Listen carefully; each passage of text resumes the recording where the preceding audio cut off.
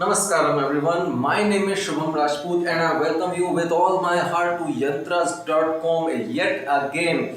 Guys, today's video is special. Why is this special? Because we are discussing a special laptop in this video. Well, yes, but also no. Because see, the very way technology is advancing right now, coming of different kinds of gadgets every day, coming up of different kinds of laptops or computer parts every day is not something new. Every day you hear about something happening. Smartphones are coming up like anything. The various kinds of technology that is going into making smartphones is also evolving at such a rapid rate that we are not to a great extent able to catch up as to how and what may be the next feature that may be coming over onto smartphones. This video is special because I have been wanting to make this video from the moment I saw the release of these two laptops, which is Asus Zenbook Pro Duo and Asus Zenbook Duo. The very reason I wanted to make this video was not necessarily to discuss the specs of these laptops, because I know for a fact that you guys already know what the specs these laptops are offering. But there is something very special in these laptops from the aspect of productivity that I have seen not many YouTubers or tech reviewers are considering. So that is precisely what we are going to talk in this video. So just stay tuned.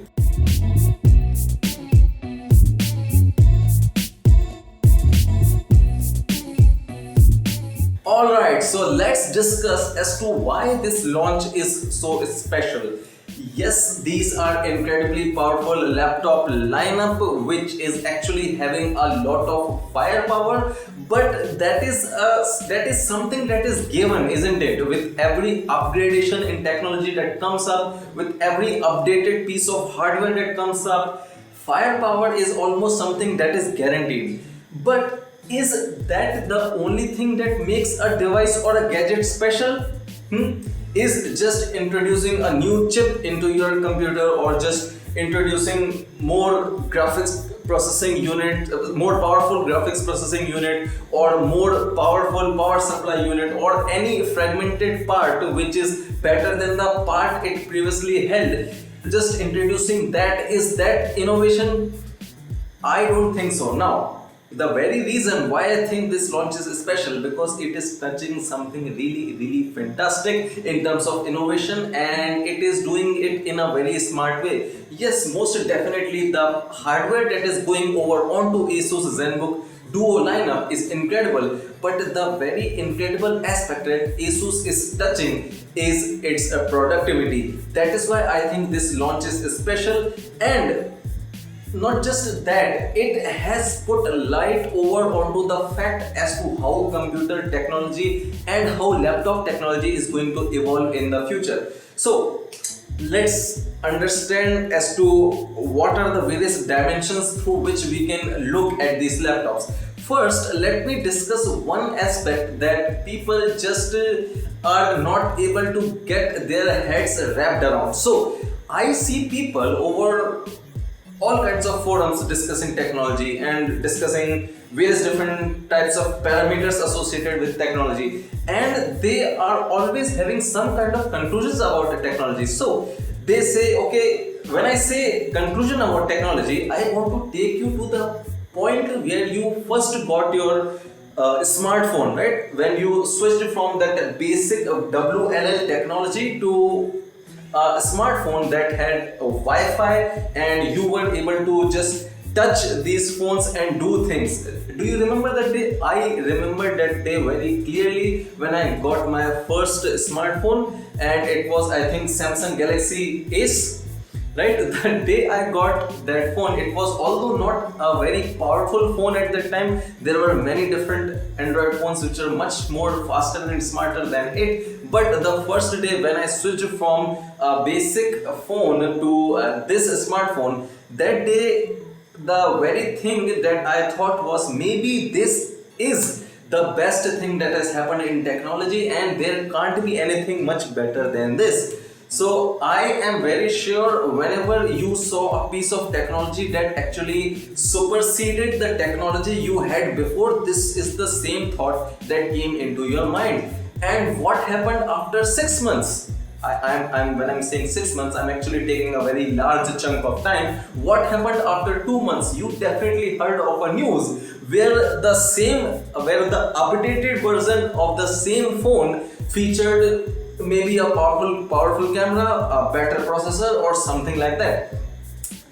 So when it comes to technology, there is no such thing as a saturation. The only saturation that exists, it exists in our head. There are variety of different parameters that you can look forward to when talking about how technology is going to evolve. And Asus Zenbook Duo lineup is actually doing the same thing, wherein you would think that yes, a new laptop is coming, it would feature more firepower or better hardware capabilities. But this device is not actually, yes, there is incredible technology and hardware and software updates that are going into these laptops, but here it is touching a very different dimension that different companies have tried to touch in the past but were not too successful with it. But this time, this lineup is actually taking care of productivity in a sense that the customer may actually want. So they are driving their vehicle of innovation not necessarily in the hardware upgradation aspect, but also a very subtle aspect which is actually going to touch a lot of creators or people who have productivity tasks in general going on in their daily usage.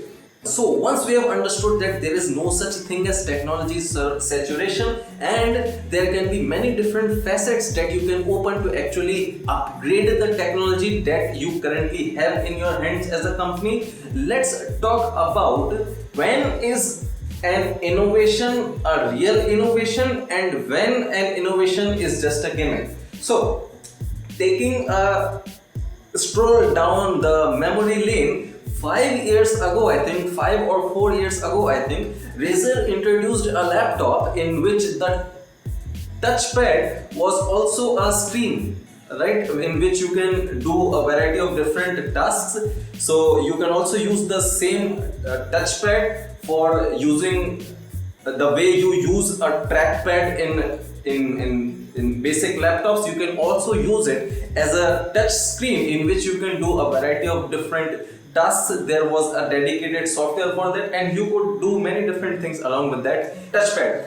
So when it was introduced by Razer, and as with all things that are released when it comes to technology, people were divided into two different sides. Some people liked it, some people hated it, some people were like, they were not sure what was happening. After that, Apple did something similar but not on the same lines. What Apple did was actually replace the whole function keys with touch bar. Again, people were divided.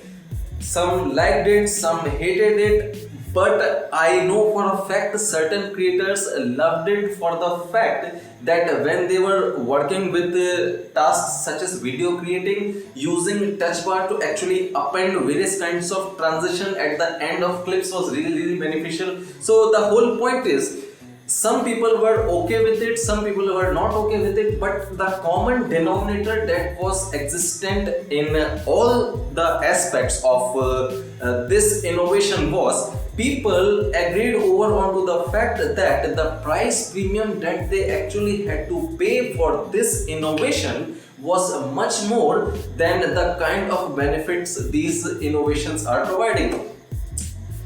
So if something is a gimmick, alright, if something is not fulfilling the task that a company says it is going to fulfill, I want you to understand that we are living in a time where people will catch that. Alright, they will catch that and they will be very vocal about it. You cannot just as a company think, okay, let's do this in our hardware or our gadget and people will just like it, people will just love it. No, they won't. They will see directly through the aspect that you call as innovation, and they will label it as gimmick, and they will talk all about it in social media, and all you will have in your hands is a gadget that nobody wants. So when it comes, so this is very good actually. It's almost like democracy. You can't just handle anything to people. They have different kinds of channels where they will discuss discuss it, they will like it, they will dislike it, and you will have to think about what you have created. This is very good when it comes to consumer consumption of these hardware and in many cases software aspects as well. So when it comes to innovation or gimmick, a company has to be very conscious as to what it is creating. So now let's understand whether what is introduced by Asus with its Zenbook Duo lineup is actually going to be a gimmick, or is it actually an innovation. Why I think this is going to be very beneficial is because now you have introduced a second screen, not just because you can introduce the screen, but this screen can actually be used for a variety of different purposes and can cater to a variety of different domains depending on what kind of domain you want to use the laptop for. For example, let me explain. Let's say you are a video content creator, right? You are creating a video for YouTube, or you are creating a video for a client. Let's say you are creating a video on, let's say you are reviewing a keyboard, right? A system's keyboard, a computer's keyboard. Now what you can do is, yes, you can work on creating your content on one screen, which is the main screen of course, but at the same time you can actually have a screen opened in a split form in the secondary screen, where maybe you can watch a reviewer reviewing the same keyboard and seeing what are the various points the reviewer is talking about. On the second screen you can actually have a specifications sheet opened up. On the third screen, I don't know, maybe you want to browse memes as to what is going on in the meme world. You can do that as well. And this was about like creating videos. And let's just talk about some other domains, like let's say you are a music creator. I don't know a lot about music theory, but let's say you are playing a tune on your piano app or something. I'm just improvising here, alright? I don't know what kind of apps you have when it comes to music and stuff like that. But let's say you are working on a music theory, and what you can actually have is an app that simulates a piano, and you can have a music theory sheet or whatever open right in front of you in the main screen. Let's forget about very specific uses. Let's say you are not you didn't get this laptop for any specific use, but you got this laptop so that you can in some way enhance your productivity, or you can reduce the amount of time you take for certain things. So let's say you are planning a holiday with your family. You can have the various kinds of reservation in different travel sources that you might have in your mind in the main screen. You can have a little calendar on the secondary screen. You can split the secondary screen into 3 parts and have written destinations that you can actually go ahead and visit, and some other thing that is essential for booking or reservations or stuff like that. I'm just taking these examples. You don't need to be very hard as to what these examples are. I'm just making a point as to how you can use this laptop in a variety of different ways. So these were just a few examples on the top of my head. You don't necessarily need to stick to the examples that I said. Maybe you have some very specific need that you can see this laptop fulfilling, so you can just visualize as to how this laptop or this laptop lineup can be useful for you.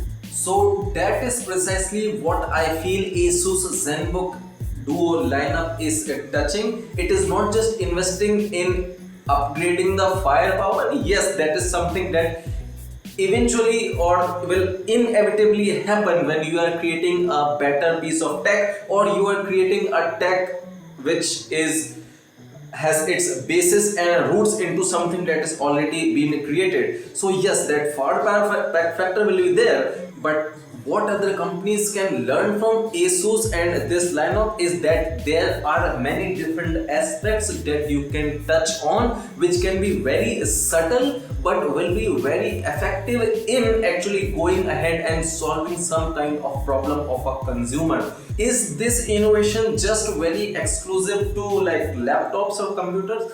Absolutely not. In a company that I worked, I actually came across a very intelligent innovation when it comes to the gear shift mechanism or the gear shift lever that trucks actually have. So if you talk about India, and this is not just exclusive to India, but any space where transportation is very active, you might have seen that most of the heavy transportation takes place in night. So let's say there is a truck that is carrying some kind of I don't know, some heavy material for some industry, and it travels in, and mostly these transportation happens in the night owing to the various different factors, but one of the most important factors is traffic, so that they can use that time to actually travel faster. This is something that is very common in India, but it may also be the case in different countries as well. So these drivers have actually,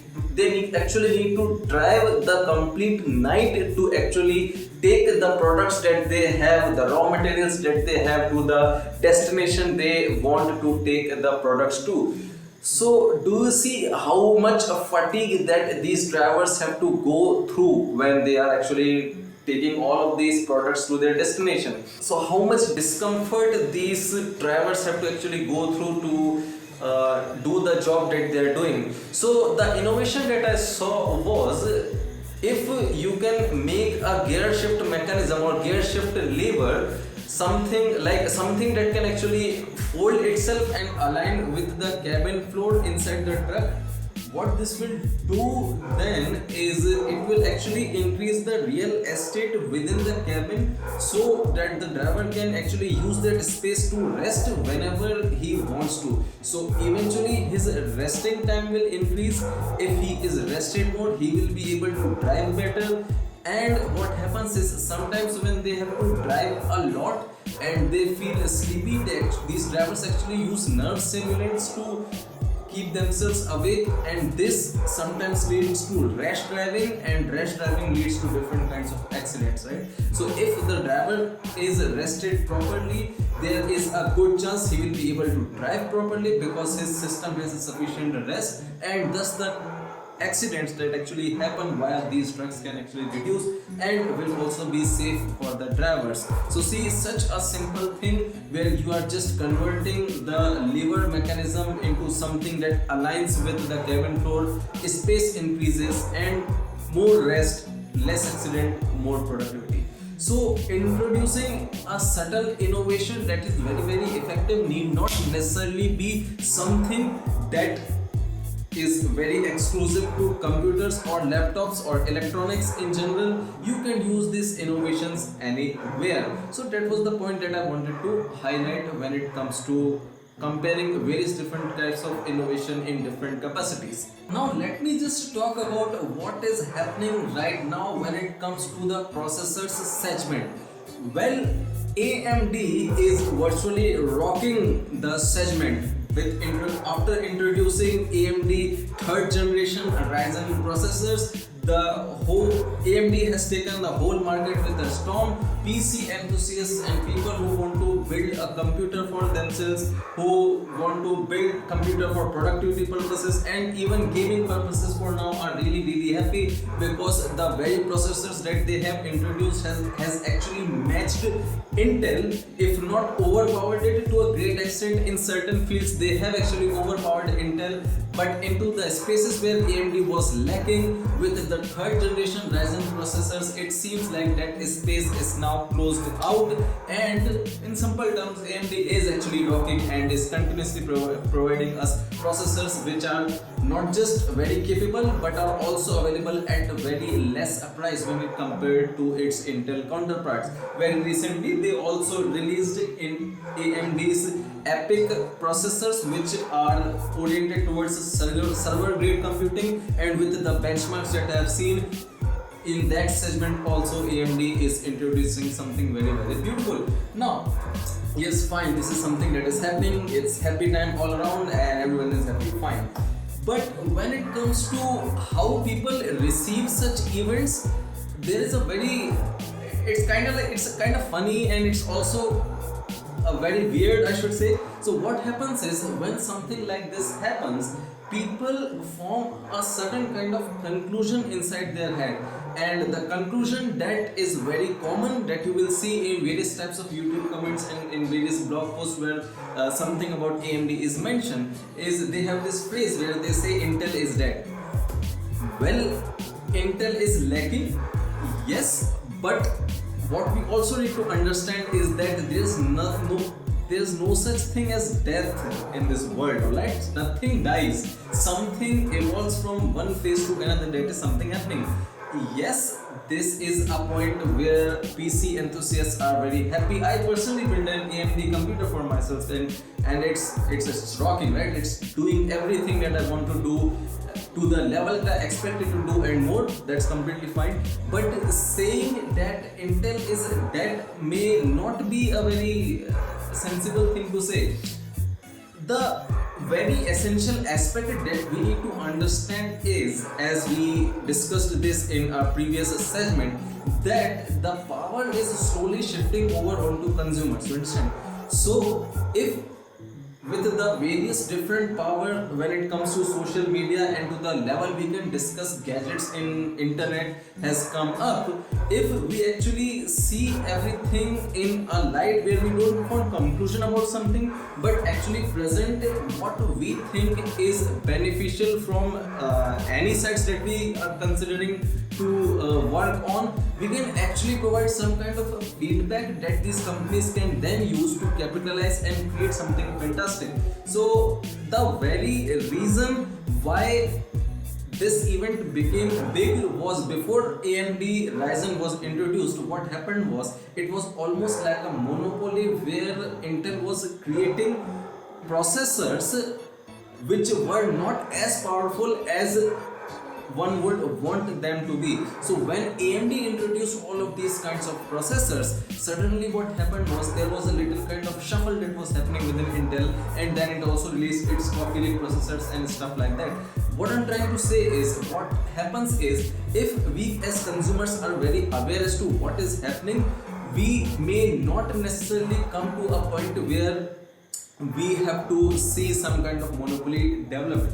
So within the various kinds of resources that Intel has, and looking at the various dimensions that these new companies such as Asus is bringing in its laptop, Intel at this point can definitely look forward to create some kind of innovation which may not be very out there, but can be very subtle but effective, and create processors so that the overall market situation sees something from Intel's side as well, which excites the consumers, and that is what something we all want. So the very reason I am bringing AMD in the discussion where I wanted to discuss Asus was, let's not make a conclusion about that some particular company is dead and some particular company is alive. I want you to understand there can definitely be a time where the whole situation may actually go the other way, right? Wherein when AMD realize, okay, I am the king, it may start producing products that it thinks it should produce rather than what consumers demand. So the point is, let's not take anybody's side whatsoever. Let's see what are the things that we are getting. Let's produce a sufficient feedbacks using various different kinds of social media channels, just like I am doing, and provide essential feedback so that there's always vitality in this market segment and any different market segment. So Intel can definitely see this aspect from Asus and actually develop products, processors or whatever, which are actually presenting something that maybe AMD has never thought of, what we may never have thought of. So this is the way you can actually introduce innovation into your product and take a market with the storm. Yes, there are also various company decisions and various different product decisions and management decisions that need to be taken into account. I understand that, but the very important aspect that we need to understand is, whenever you are creating a product,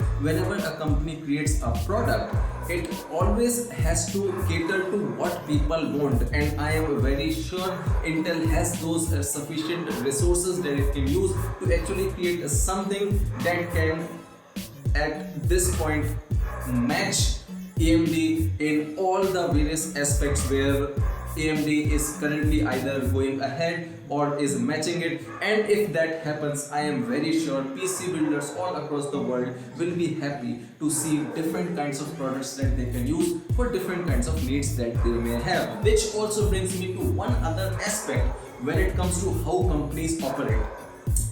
So right now the very drive companies have to create something, to produce something, is competition. See, yes, I get that when you actually have some kind of benchmark in front of you when it comes to product listing or stuff like that, having a certain kind of benchmark and aim in front of you that now the next product that you need to actually create should actually beat the product that my competitor has created. Yes, there is a kind of a drive to it, a very a subtle kind of vitality which lets you create a better product. Yes, I understand all of that is fine, but when it comes to true innovation, do you think competition is can you think only on the basis of competition you can create something really beautiful and fantastic? I don't think so. It's time that we understand that competition is not the only driving factor that a company should use to actually create a product. Now, I'm not trying to sound like a romantic or something, but if you actually have a deep involved love towards your customers, alright, if you have this feeling within you that yes, what I'm creating is actually touching an individual, right, and is enhancing his or her life in certain way, do you think there can be a drive which is better than this? Do you have the realization that the product that you are creating is actually going to change someone's lives? Yes, when this is something that you have in your heart, then what happens is you can then look at a competition in not a very crude perspective where you are creating something just to beat the competition and just to make money, just to make profit.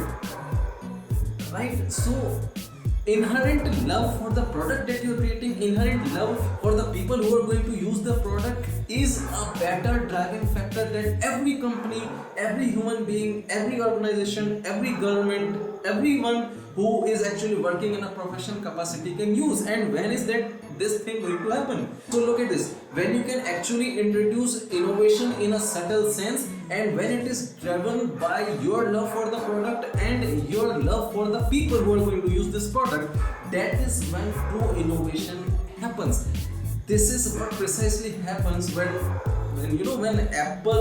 products of Apple were introduced. There were no products which were like Apple products at the time when Apple got started, and when it created products. The love for the product, the love for the design of the product, the love for the people who are going to use the product, the various kinds of aspects that the product from Apple is going to touch when it comes to people's lives. That is something that we need to incorporate into companies.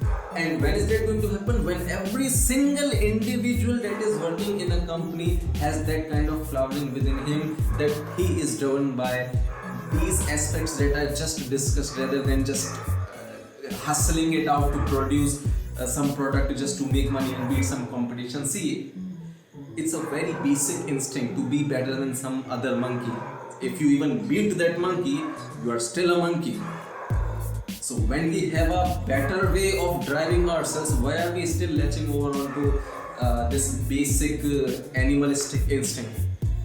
It's not causing any kinds of benefits to people, it's not causing any kinds of benefits to you, it's not causing any kinds of benefits to the domain that our work is touching, but we are still just holding on to all of these basic parameters.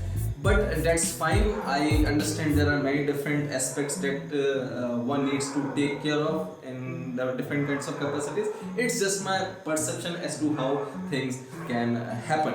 So with that said, there are a couple more things that I would like to mention before closing over onto this video. I wanted to use Asus Zenbook Pro Duo lineup to just point out how different aspects of innovation you can actually tap into to create a product, and what different companies who are going through various phases in their production cycle can actually incorporate within their production systems or production processes and actually create something very incredible. Yes, I told this in the beginning, I was not going to discuss various different kinds of parameters about the Zenbook Pro Duo lineup, because it has been a while since these laptops were released, and I know for a fact that you know various parameters and various specifications this product has. But looking at everything and looking at the productivity aspect these laptops are actually touching, I think you should give a serious thought whether you should get these laptops or not. Money is definitely a case, price is definitely a case, but if that is not a concern for you, I think these laptops are really special, and you can use these laptops to a great extent in enhancing whatever task that you put your heart and your mind to. But apart from that, it has been a pleasant experience for me to shoot this video, and I am going to see you again very soon. Till next time, namaskar.